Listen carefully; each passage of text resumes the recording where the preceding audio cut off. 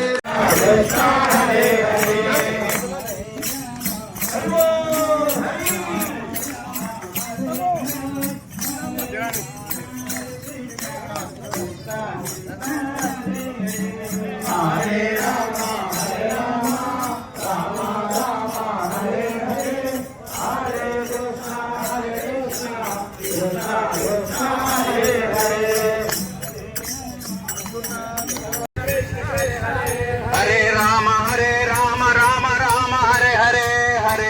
Rama Hare Krishna Krishna Krishna Hare Hare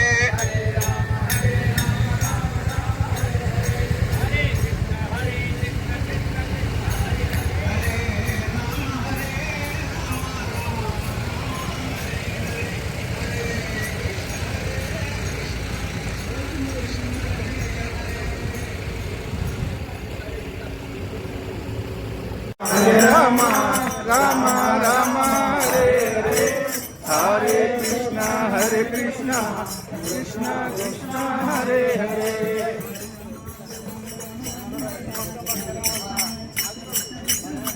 Hare Rama Rama Rama Hare Hare Hare Krishna Krishna Krishna Hare Hare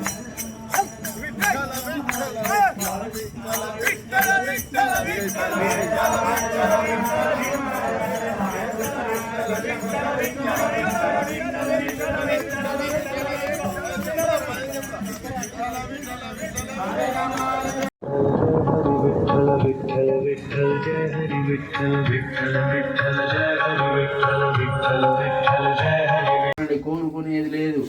వంట పొయ్యి బిందెలు దించుడు అన్నం రాసి పోసుడు తప్ప ఇంకో పని చేయకపోయేవారు మా తాతలు. చేసి అంతా ఆమె ద్వాదశి భోజనం చేయాలి, త్రయోదశి నాడు స్వామివారి దండం పెట్టాలి, పంచపూజ వేసుకొని మళ్ళా అంగడి వరకు రావాలి.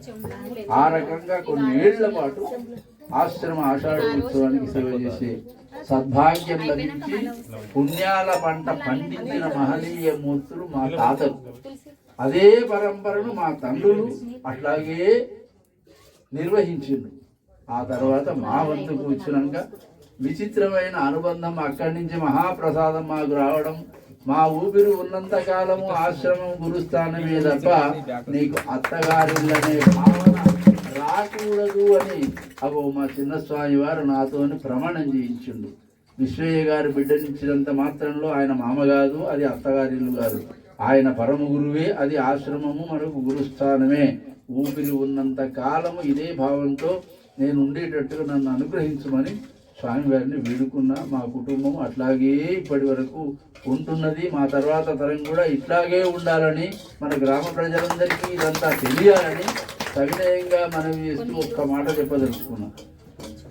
భావానంద స్వామి వారి ఆశ్రమానికి చుట్టుపక్కల అనేక ఊళ్ళలో సిద్దిపేటకు కూడా వచ్చిండు, మరి మన ఊరికి కూడా వచ్చిండా అనేది మా ఊళ్ళో కొంతమందికి సందేహం ఉన్నాయి. అప్పుడప్పుడు చెప్పిన అయినా సభాముఖంగా ఒక్క మాట చెప్తాను. భావానంద స్వామి వారు చెట్యాల గ్రామంలో విధుమోడు శాస్త్రి గారి పెద్ద కుమారుడైన రుక్మాభట్ట నరసింహ శర్మ గారికి వివాహం జరుగుతున్నది.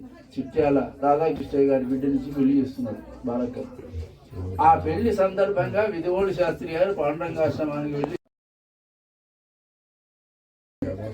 తీసుకొచ్చారు. అప్పుడు మా మహాదేవయ్య తాత ఇక్కడనే ఈ మొగురాన్ని కొరి ఆయన నిత్యం భాగవత పారాయణం చేసేవాడు.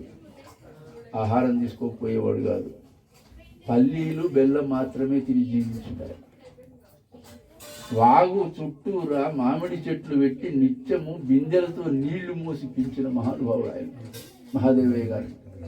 అప్పుడు రాగానే స్వామివారు వచ్చిండనగా నేను లేచి ఉరికి స్వామివారిని ఆహ్వానం చేసి అవి ఇప్పుడు అక్కడ 2 మొగురాలున్నాయి కదా, ఆ మొగురాల దగ్గర స్టూలు వేసి స్వామి కూర్చున్నబెట్టి వెంటనే ఓ సాంబాళ్ళని తెచ్చి చెమ్మెడి నీళ్లు తీసుకొచ్చి, అప్పటికి ఆయన పెళ్లి చేసుకోలేదు.